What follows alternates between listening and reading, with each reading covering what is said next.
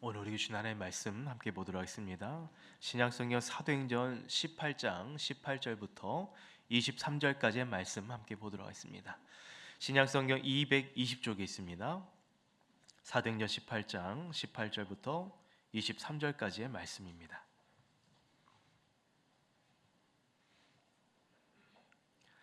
다 찾았으면 저와 여러분이 한 절씩 하나님의 말씀 교독하도록 하겠습니다. 바울이 더 여러 날 머물다가 형제들과 작별하고 배 타고 수리아로 떠나갈새 브리스길라와 아굴라도 함께 하더라. 바울이 일찍 서원이 있었으므로 갱그레에서 머리를 깎았더라. 그들 거기 머물며 자기는 회당에 들어가서 유대인과 별로 여러 사람이 더 오래 있기를 청하되 허락하지 아니하고 작별하 이르되 만일 하나님의 뜻이 너에게 돌아오기라 하고 배를 타고 에베소를 떠나 가이사랴에 상륙하여 올라가 교회의 안부를 물은 후에 안디옥으로 내려가서 함께 있습니다. 얼마 있다가 떠나 갈라디아와 부르기아 땅으로 차례로 다니며 모든 제자를 굳건하게 하니라. 아멘. 네, 영상을 보신 것처럼 우리 성도님들의 기도와 또 후원과 관심으로 우리 어린이 성경학교 또 수련회를 잘 은혜 가운데 마쳤습니다. 너무나 또 감사드리고 또 이렇게 다음 세대가 살아있다는 것이 우리에게 소망이 되기를 주 이름으로 축복드립니다. 그래서 우리 자녀들을 위해서 기도해 주시고 특별히 이번에 우리 교회에서 아기 학교를 신설을 합니다. 그래서 아기 때부터 엄마의 뱃속에 있는 아기 때부터 신앙과 말씀으로 이렇게 양육받고 성장하는 그런 학교인데 여러분께서 이를 위해서 또 함께 기도해 주시길 바라겠습니다. 우리 한번 옆에 앞에 좌우에 계신 분께 반갑게 한번 인사하도록 하겠습니다. 잘 오셨습니다. 반갑습니다. 한번 인사하겠습니다. 잘 오셨습니다. 반갑습니다. 한 번 더 이렇게 인사하겠습니다. 예수님을 닮아갑시다. 한번 인사하겠습니다. 예수님을 닮아갑시다. 할렐루야. 사랑하는 성도 여러분, 예수 그리스도를 닮아갈 수 있는 주의 백성 되기를 주의 이름으로 축원드립니다. 아멘. 지난주 목요일 날 있었던 일이었어요. 오전 한 10시 5분쯤에 경기도 포천에 위치한 한 민간 마을에 포탄 8발이 떨어졌습니다. 포탄이 동시다발적으로 떨어지는 바람에 그 마을과 인근 군부대에는 이로 인한 큰 피해가 있었습니다. 한번 사진을 잠깐 좀 보이도록 하겠습니다. 사진을 보시면 포탄이 떨어진 그때의 현장, 저렇게 검은 먹구름이 피어나올 정도로, 또 그 다음 사진 보시면 저게 민간인 집인데 포탄으로 인해서 완전히 부셔졌어요. 집이요. 또 사진을 보시면 저렇게 지나가던 트럭이 용달차가 있었는데 포탄에 의해서 저렇게 처참하게 무너졌습니다. 이뿐만 아니라 인근 마을에 있는 노인정 유리창도 다 깨지고 또 성당도 부셔지고, 하여튼 그 피해가 이루 말할 수 없었습니다. 이 사고로 인해서 민간인 15명, 군인 14명, 총 29명이 부상을 입었어요. 어떻게 이런 일이 일어날 수 있었는가? 그 이유는 전투기 조종사의 좌표 입력 실수 때문이라고 그렇게 말하고 있습니다. 여러분, 이 포탄 한 발의 위력이 어느 정도냐면요, 우리가 보통 축구 경기를 볼 때 그 축구장 면적을 살상할 만큼 그런 위력을 가지고 있다고 해요. 그래서 전쟁이 일어날 때에 이 포탄의 용도는 주로 건물 또 교량을 파괴할 때 사용되고요. 그리고 군인들이, 적군들이 밀집되어 있는 그 상황에서 그들을 살상할 때 사용했던 무기, 그것이 바로 이제 그 떨어진 포탄인데, 여러분, 이것이 동시다발적으로 떨어지게 된 거죠. 어떻게 이렇게 큰 피해가 있었는가? 첫 번째는 비행기가 편대로 움직였기 때문에, 한 대가 아니라 두 대가 움직였어요. 같이 그렇게 훈련을 받고 있었는데, 한 대의 비행기에서 이 좌표, 잘못된 좌표를 지정하면 다른 비행기도 같은 좌표에 포탄을 떨어뜨리거든요. 편대로 움직였기 때문에 각 비행기마다 4개의 포탄을 싣고 총 8개가 떨어진 거예요. 그러니까 그 피해가 클 수밖에 없는 거죠. 두 번째는 뭐냐면 좌표 입력 오류 때문입니다. 좌표가 경도 위도를 표시하는 거지요. 근데 위도의 한 자리 입력을 잘못했다고 그래요. 어떻게 한 자리를 잘못했는데 이렇게 어마어마한 일이 생길 수 있을까?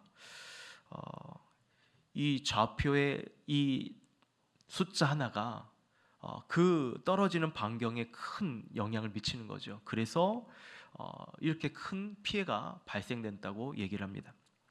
저도 뉴스를 보면서 참 마음 아픈 장면은 뭐냐면 이 포탄 사고로 인해서 너무나 놀란 아내분이 이제 떨어져 있는 남편에게 전화를 한 거예요. 너무나 지금 두렵고 너무나 지금 어떻게 해야 될지 내가 모르겠다. 이제 아내분이 울면서 남편분과 통화하는 내용인데, 여러분 아내분도 놀랐겠지만 그 전화를 받은 그 남편분도 얼마나 놀랐겠어요. 근데 이제 그 내용을 들어보니까 그럼에도 두려움에 울고 있는 아내를 달래는 그런 남편의 모습이 참 가슴이 아팠습니다. 또 이 사고로 인해서 피해를 입은 주민들은 또 언제 어디서 이런 포탄이 떨어질까 봐 그런 두려움을 얘기를 하더라고요. 언제 또 포탄이 떨어질지 몰라서 두렵습니다. 이런 인터뷰 내용을 들으니 참 마음이 아팠어요. 현장에서 큰 어려움을 당한 주민들을 위해서 또 군인들 얼마나 큰 힘든 상황이 있습니까? 또 좌표 입력을 실수를 했던 군인은 여러분 또 얼마나 큰 자책감에 사로잡혀 있겠습니까?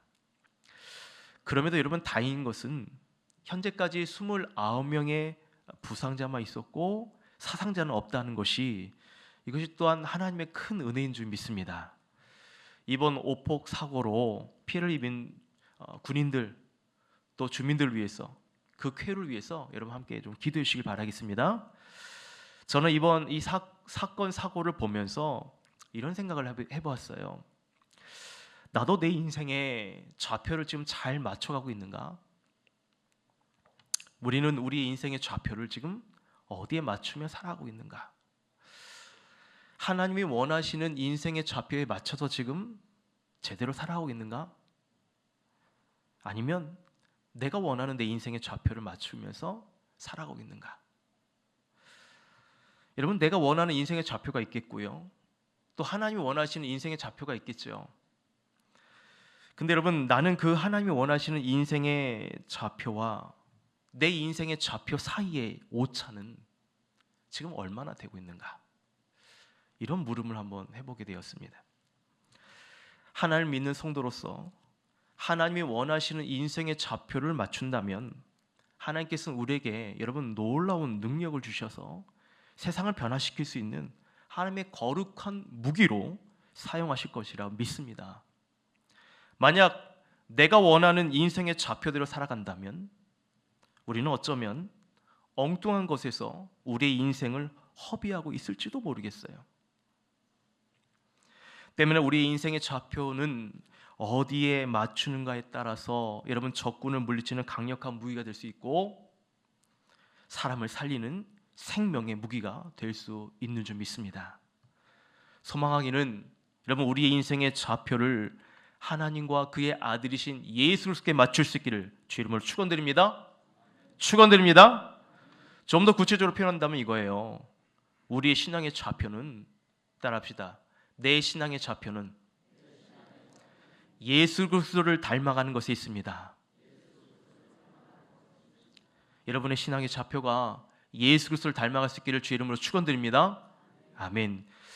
오늘 그렇게 살아가는 한 인물을 소개하고 있어요. 그 사람이 누굽니까? 사도 바울이에요. 그는 인생의 좌표, 그의 인생의 좌표는 예수 그리스도입니다. 왜냐하면 예수님께서 승천하시기 전에 제자들에게 말씀하시잖아요. 오직 성령이 너에게 임하시면 너희가 권능을 받고, 여러분 여기서 표현한 권능은 두나미스예요. 강력한 다이나마이트처럼 폭발력이 있는 그런 권능을 얻고 예루살렘과 온 유대와 사마리아 땅끝까지 이르러 내 증인이 되리라.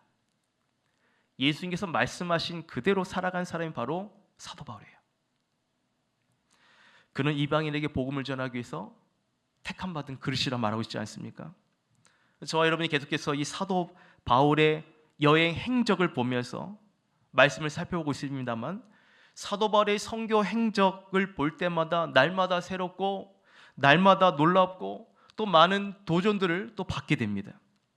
그가 머문 곳에 마치 하나님의 거룩한 이 두나미스와 같은 힘, 권능, 이 폭발력 있는 하나님의 복음을 지금 그가 1차 전도여행, 2차 전도여행을 통해서 복음을 전하고 있잖아요.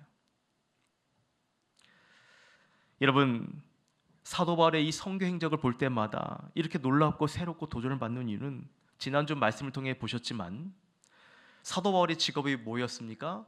천막 만드는 일이 있어요. 낯선 고린도 땅에 들어가서 그의 생업과 같은 아굴라와 브리스길라를 찾아가게 되고 그들과 함께 살면서 여러분 천막을 만듭니다. 근데 천막을 만드는 것만 하는 것이 아니라 안식일에는 회당에 가서 복음을 전하죠. 그러니까 그의 생업의 목적은 살기 위해서 한 것이 아니라 복음을 전하기 위해서 여러분 이 천막 만드는 일들을 한 겁니다. 그런데 여러분, 고린도 지역이 어때요? 복음을 전하는데 만만치가 않습니다. 지난주 말씀을 통해 보시면 알겠지만 유대인들이 대적하고 또 비방을 합니다. 너무나 힘든 가운데 있을 때의 그날 밤 주의 영이 사도 바울에게 나타나게 되죠. 그리고서는 사도 바울에게 이렇게 말씀하십니다. 두려워하지 말라는 거예요. 내 할 말을 침묵하지 말라는 것입니다. 내가 너와 함께 있어서 어떤 사람도 너를 대적하지 못하도록 내가 함께 주겠다. 주의 영이 사도 바울에게 이렇게 강권적으로 말씀하시고 그를 위로해 주십니다. 여러분, 지난주에도 이 부분에 대해서 설명을 드렸습니다만, 사도 바울이 여러분 데살로니가 베레아 지역에 복음을 전하면서 유대인들의 괴롭힘을 당했지 않았습니까? 유대인들이 불량배들 선동해서 사도 바울을 집요하게 쫓아다닙니다. 방해를 합니다. 불량배들이 그 성을 요동케 하고, 그리고 그 사도 바울을 따라다니던 야손과 그의 형제들을 끌어내잖아요. 그 많은 군중들이 있는 곳에서 그 가족들을 끌어내어서 이들은 천하를 어지럽게 만든 자들이라고 말하면서 사람들 앞에 부끄러움을 얻도록 하잖아요. 그리고 이들은요 또 베레아까지 쫓아가서 베레아에서 말씀을 전하고 있는 하나님의 말씀을 전하고 있는 사도 바울을 집요하게 쫓아다니며 그 성을 요란케 합니다. 여러분, 이것으로 인해서 사도 바울도 힘들었지만 자신으로 인해 고통당하는 그런 야손과 같은 그 가족들, 또 자신으로 인해 고통당하는 형제와 자매들을 볼 때마다 여러분 얼마나 미안하면서도 얼마나 두려웠겠어요. 그런데 그날 밤에 주께서 그에게 나타나셔서 위로해 주시는 거예요. 두려워하지 말라고. 내가 너와 함께 하겠다.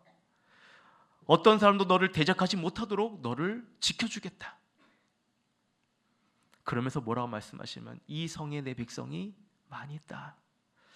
사랑하는 여러분, 우리 인생의 좌표가 하나님께 분명히 있어야 되는 이유는, 오늘 사도 바울이 그 인생의 좌표가 하나님께 있음으로 인해서 하나님께서 그를 도우시고 그를 위로해 주시고 그를 붙잡아 주시는 그 말씀을 우리로 하여금 보여주시기 때문입니다. 여러분, 이러한 하나님의 그 생생한 만남을 통해 사도 바울이 얼마나 큰 위로와 힘을 얻었겠어요. 때문에 여러분, 우리 인생의 좌표를 다시 하나님께 맞추시기를 축원드립니다. 하나님께서는 복음을 전하는 사람을 귀하게 여기실 뿐만 아니라 또 사실 우리도 그것을 원하는 바예요. 왜냐하면 내 가족과 내 가까운 내 사람에게 여러분 예수 그리스도를 통해 그분의 인생의 좌표가 바뀐다. 전에는 자신의 인생의 지표로 살다가 예수님 믿고 예수님 원하는 인생으로 살아가는 그의 삶을 볼 때에 여러분 전도한 우리들은 얼마나 기뻐요.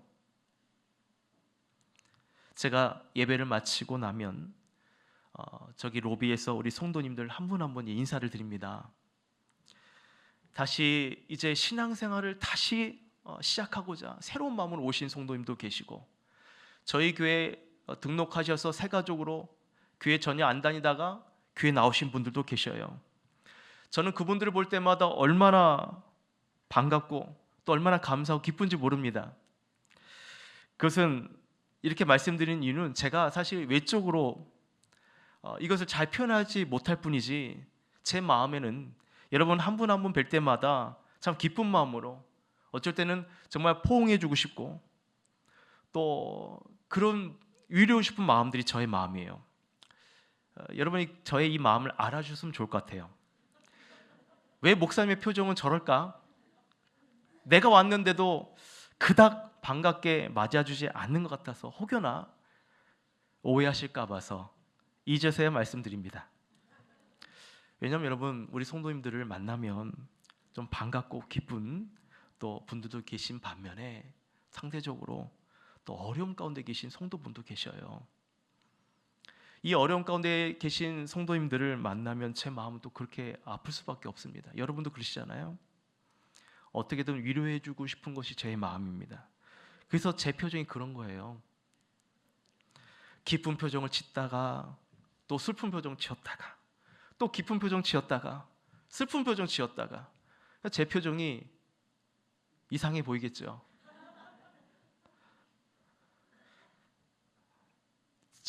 제가 우리 성도를 향한 저의 이 표현력이 여러분 부족해 보일 수 있을지 몰라도 하나님은 이곳에 계신 여러분 한 분 한 분을 누구보다도 기뻐하십니다. 또 슬픔 가운데 있는 우리 성도님들 한 분 한 분을 하나님 누구보다도 더 위로해 주실 거예요. 그 하나님의 마음을 통해 위로와 용기 받으시기를 주 이름으로 축원드립니다. 아멘이시죠? 그렇다면 사도 바울도 마찬가지예요.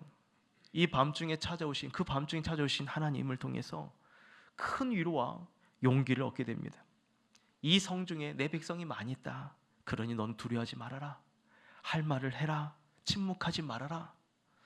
여러분 그렇게 사도 바울은 하나님의 은혜로 고린도 지역에 고린도 교회에 1년 6개월 동안 머물면서 하나님 말씀을 강론합니다. 여러분 긴 시간을 지금 머문 거예요. 여러분 이렇게 긴 시간 1년 6개월 동안 사도 바울이 고린도에 머물렀다는 것은 또 어떻게 볼 수 있냐면 하나님께서 1년 6개월 동안 사도 바울의 생업을 책임주셨다는 것입니다. 할렐루야. 이것이 하나님께 인생의 좌표를 맞추는 이들에게 주시는 축복인 줄 믿으시기를 주님 축복드립니다. 여러분 그렇습니다. 우리 인생의 좌표를 하나님 나라에 맞춰보세요. 인생의 좌표를요 하나님의 나라의 복음에 맞춰보세요. 그러면 놀랍고도 기막힌 하나님의 은혜가 우리의 삶을 이끌어 주실 줄 믿습니다. 오늘 저와 여러분이 살펴본 18절 말씀도 마찬가지예요. 18절 말씀 같이 한번 읽어볼까요? 시작. 바울은 더 여러 날 머물다가 자막을 좀 띄워주시기 바랍니다. 시작.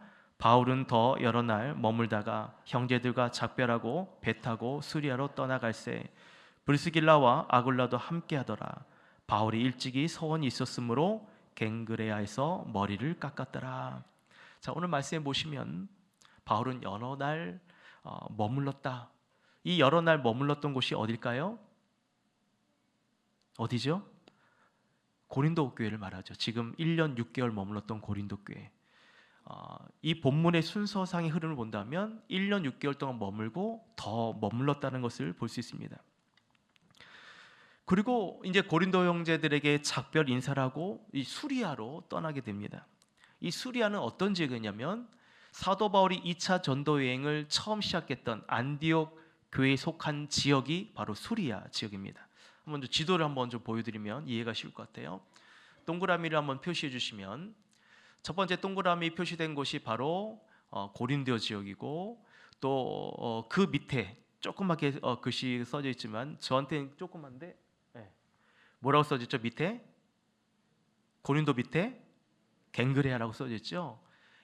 이제 고린도 지역에서 수리아로 간다는 것은 그 다음 동그라미 표시해 준 곳을 보면 수리아, 바로 이 안디옥 지역을 말하는 거예요. 여러분 이것을 보면서 우리가 확인할 수 있는 건 뭐냐면 이제 사도 바울은 2차 전도 여행을 마치는 최종 목적지에 이르게 됐다는 것을 알 수가 있습니다. 그런데 오늘 말씀해 보시면 이 최종 목적지인 안디옥까지 가는 길이 아니라 중간에 지금 거쳐가는 지역이 오늘 본문의 내용인데, 그것이 바로 오늘 18절 후반절에 나오는 갱그레아라는 지역입니다. 여러분, 왜 사도 바울이 갱그레아 지역에 머물렀는가? 이 갱그레아 지역은 아까 지도 보신 것처럼 고린도 지역에 속해 있는 가까운 도시입니다. 때문에 이 도시도요, 항구 도시예요. 해상 교통이 발달되고 상업과 무역이 발달한 도시입니다. 그래서 여러분, 이 갱글에 관련된 이야기가 어디에 또 있냐면 로마서 16장에 보시면 사도 바울의 동역자인 베베라는 여 집사가 나옵니다. 이 베베는 사도 바울이 기록한 서신서를 로마에 전달하게 되거든요. 그래서 어떤 학자는 로마서를 이 베베가 전했을 것이다. 로마서 굉장히 귀한 말씀이죠. 그것을 전할 만큼 이 베베란 여자가 사도 바울로부터 정말 믿음의 동역자, 듬직한 동역자여 신뢰할 수 있는 그런 열심히 주를 위해 섬기는 동역자인 거죠. 근데 이 베베가 머문 그 고향이 바로 갱그레아 지역이에요. 여러분, 오늘 말씀 보시면 사도 바울이 갱그레아에서 어떻게 합니까? 머리를 깎았다라고 말씀하고 있어요. 한번 이해를 돕기 위해서 18절 말씀 다시 한번 읽어볼까요? 다 같이 시작. 바울은 더 여러 날 머물다가 형제들과 작별하고 배 타고 수리아로 떠나갈새 브리스길라와 아굴라도 함께하더라. 바울이 일찍이 서원이 있었으므로 갱그레아에서 머리를 깎았더라. 여러분, 이해가 되십니까? 왜 사도 바울이 이곳에서 머리를 깎았는가? 우리가 그 이유를 유추해 볼 수 있는 단서는 지금 읽은 이 18절 말씀에 있어요. 그것이 뭐냐? 바울이 일찍 서원을 했기 때문에. 여러분, 서원이 뭡니까? 서원은 어떤 목적을 두고 하나님께 일정의 약속을 지키는 것을 의미해요. 그것이 서원이라는 의미입니다. 대표적인 인물이 누가 있을까요? 여러분이 잘 알고 있는 삼손, 그리고 사무엘, 그리고 세례요한이 이 서원했던 사람들이에요. 여러분, 민수기 6장에 보시면 나시린의 서원에 대한 설명이 나와 있습니다. 서원하는 자는요, 평생 또는 일정 기간 동안 이 서원한 것을 지켜야 되는 건데, 여러분, 이 일정 기간이 끝나게 되면, 서원한 약속이 끝나게 되면 그동안 자신이 길렀던 머리카락을 잘라내요. 그리고 그것을 하나님께 바칩니다. 그리고 희생제물과 함께 태워요. 약속을 지키도록 인도해주신 하나님께 감사의 제물 드리는 거죠. 그래서 여러분, 이것을 이해하면 오늘 왜 사도 바울이 갱글에서 머리를 깎았는지 그것을 통해서 그가 서원했던 것이 끝났구나라는 것을 이해할 수 있는 거죠. 그리고 또 이런 다른 해석도 있습니다. 이제 갱그레아에서 새로운 서원을 하기 위해서 머리를 잘랐다라는 그런 이야기도 있어요. 근데 여러분, 오늘 본문의 말씀의 흐름을 보면 사도 바울이 일찍이 서원을 했고, 그리고 갱그레아에서 머리를 깎았다는 내용을 본다면 지금 서원했던 기간이 마무리가 되었다는 의미가 더 맞다는 것을 볼 수 있습니다. 그런데 오늘 본문에서 사도 바울이 어떻게 서원을 했는지, 무엇을 서원했는지는 기록되지 않아서 잘 몰라요. 그런데 여러분, 분명한 것은, 우리가 더 중요하게 봐야 될 것은 뭐냐면 사도 바울이 일찍이 하나님께 서원했던 것을 지키기 위해서 그가 얼마나 애썼는지, 그것을 우리가 짐작할 수 있어요. 왜냐하면 앞에서 제가 말씀드린 나시린의 서원, 나시린이 지켜야 할 서원 중에 크게 세 가지가 있거든요. 첫 번째가 뭐냐면 포도나무에서 나는 것을 금해야 됐습니다. 포도 열매, 포도 음료, 포도가 들어간 모든 것은 먹으면 안 되는 거예요. 여러분, 이게 지키기 왜 어렵냐면 이 당시 유대인들이 늘 마시는 이 물 있잖아요. 거기에는 석회수가 대부분이기 때문에 석회수 물을 마시기가 참 어렵습니다. 그래서 그들이 즐겨 마시는 음료가 포도주가 들어간 음료를 마셨죠. 근데 나시린은 그것을 마실 수가 없는 거예요. 쉽게 얘기하면 석회수 물을 마셔야 되는 거죠. 그렇게 그것을 마시면서 서원을 지켰다는 것이고요. 또 한 가지 금해될 게 뭐냐면 머리카락을 자르는 것도 금했습니다. 이것은 하나님께 거룩한 몸으로 구별하기 위해서 머리를 자르지 않는 거죠. 또 마지막으로 뭐가 있었냐면 시체를 가까이 하지 않는 겁니다. 하나님께 서원기도 하면 심지어 나의 가족, 형제, 부모가 사망을 해도 그 장례식장에 갈 수 없어요. 하나님께 서원했던 사람은 하나님과 구별하여서 거룩하게 있어야 되기 때문에 그 장례식장에는 참여할 수가 없었습니다. 여러분, 그렇기 때문에 여러분, 사도 바울이 일찍이 하나님께 서원기도 하고 그것을 지켜내는 이 과정이 쉽지 않았겠죠. 게다가 사도 바울은 여러 곳곳의 지역을 다니면서 복음을 전했기 때문에 이것을 행하면서 복음을 전하는 삶이 정말 쉽지 않았다는 것이죠. 그럼에도 복음을 전했다는 것이 놀랍다는 거예요. 여러분, 오늘 말씀 보시면 좀 더 이제 성경에 대한 깊이가 있으신 분들은 이런 질문도 생각했을지 몰라요. 목사님, 나시린 서원은 구약에 명시된 내용이지 않습니까? 왜 신약 시대에 그것을 지켜야 하나요? 이렇게 궁금증을 가진 분도 계실지 모르겠습니다. 자, 여러분, 예수님께서는 구약의 이 율법을 폐기하기 위해서 오셨다 말씀하시지 않으셨어요. 율법을 완성하기 위해 오셨다 말씀하고 있습니다. 이는 구약에 명시된 율법이 잘못된 것이 아니라는 겁니다. 율법으로는 우리의 죄를 깨닫게 하기 때문에 그것을 사도 바울이 이야기를 하죠.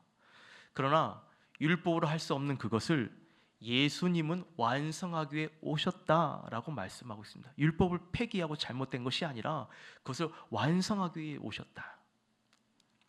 때문에 사도 바울이 이 나시린 서원을 지킨 것에 대해서 우리가 중요하게 봐야 될 것은 뭐냐면 바울이 하나님께 서원한 것을 지키고자 했던 그의 거룩한 그 마음을 우리는 봐야 되는 것입니다. 사랑하는 여러분, 저는 오늘 갱그레아에서 머리를 깎은 사도 바울의 못을 보면서 이런 묵상을 해보았어요. 오늘 이 사건이 사도 바울로서는 여러분 보십시오. 어쩌면 인생의 좌표를 돌아보게 한 것이 아니었을까. 하나님께 서원기도 하고 이제 그것을 다 성취하고 머리를 자르면서 하나님께서 이제까지 나의 인생의 좌표를 어떻게 인도해 주셨는지 그것을 정말 묵상하면서 머리를 자르지 않았을까요? 그가 2차 전도 여행을 하면서 얼마나 많은 일들이 있었습니까? 그의 믿음의 동역자인 이 사도 바울과 바나바 사이에 여러분 다툼이 있었죠. 두 사람이 그렇게 서로에게 믿음의 동역자였고 서로를 그렇게 챙겨줬는데 여러분 2차 전도 여행을 하기 위해서 준비하는 과정과 서로 다툼이 있었어요. 하지만 그 다툼 가운데도 그들은 묵묵하게 자신의 복음을 전하는 사역은 내려놓지 않았습니다. 또 다른 사역을 위해서 힘쓰게 되지요. 또 사도 바울에게 어떤 일이 있었습니까? 아시아 지역에 복음을 전하려고 했는데 성령이 그것을 막으시는 거예요. 예수의 영을 허락하지 않는 그런 어려움을 겪게 됩니다. 여러분 사도 바울로서는 이해가 되지 않았을까? 왜냐하면 그 복음을 전하는 것, 아시아 지역에 복음을 전하는 것이 주님이 기뻐하실 일이라고 생각을 했기 때문인 거죠. 왜 아시아 지역에 복음을 전하지 못하게 하셨는가? 이런 고민들이 있지 않았겠습니까? 여러분 우리도 마찬가지예요. 여러분이 계획하고자 하는 일들이 분명 하나님께서 기뻐하신 일인 건 맞는데 하나님께서 그것을 막으신다면 여러분 어떠실 것 같아요? 이해할 수 없어서 답답하지 않으시겠어요? 이해할 수 없어서 왜 내 하는 일을 하나님께서 막으실까? 이런 어려움들이 있지 않겠습니까? 근데 여러분 사도 바울을 보십시오.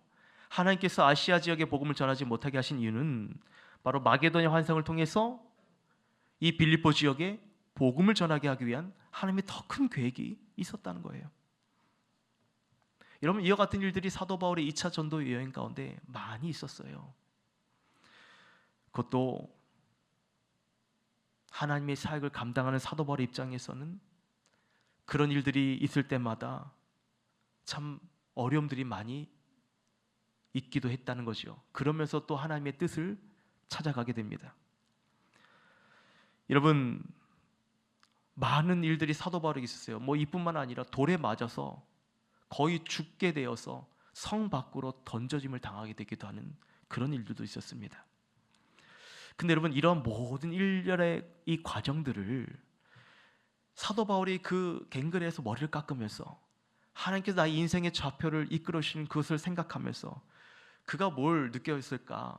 아마 조금씩 그 하나님의 계획과 하나님의 뜻에 내 인생의 좌표를 맞추게 되어갔다는 것을 보지 않았을까요? 그렇게 일찍이 하나님께 소원 기도를 한 후에 그가 지금은 머리를 자르고 있어요. 그 모든 소원한 것을 이 마치는 이 시점에서 사도 바울의 마음은 어땠을까? 이루 말할 수 없는 그 하나님의 은혜에 정말 가슴 벅차지 않았겠습니까? 그런 후에 오늘 이후의 말씀 보시면 그는 이 갱그리아에서 에베소서로 이동하게 되고 에베소에서 또 성도들 위로하고 그는 이제 예루살렘 교회에 가게 되고 거기서 이제 보고를 하게 되죠. 그리고 마지막으로 안디옥 교회로 가게 됩니다. 그러고 나서 거기서 또 머무른 것이 아니라 또 많은 사람들에게 하나님의 복음을 전하게 되죠.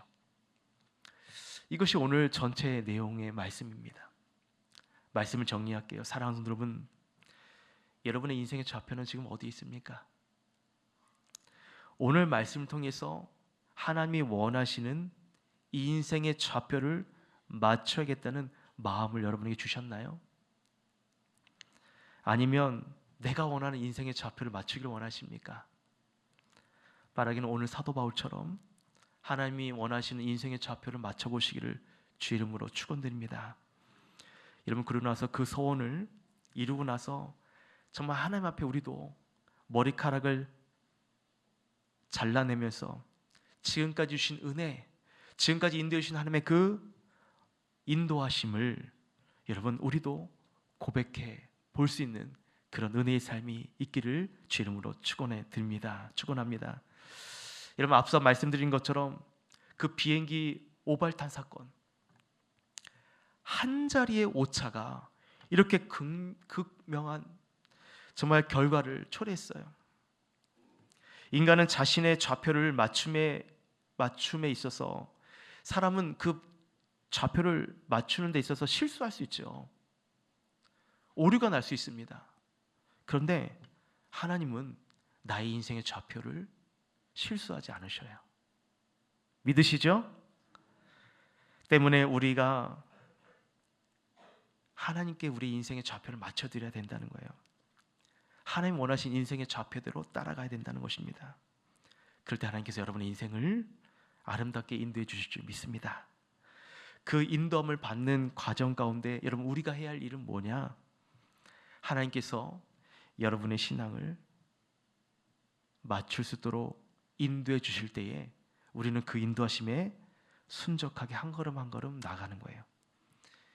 한 자리만큼이나 우리의 그 믿음의 걸음이 하나님의 계획하심에 맞춰가야 된다는 것입니다. 하나님 그것을 기뻐하실 거예요.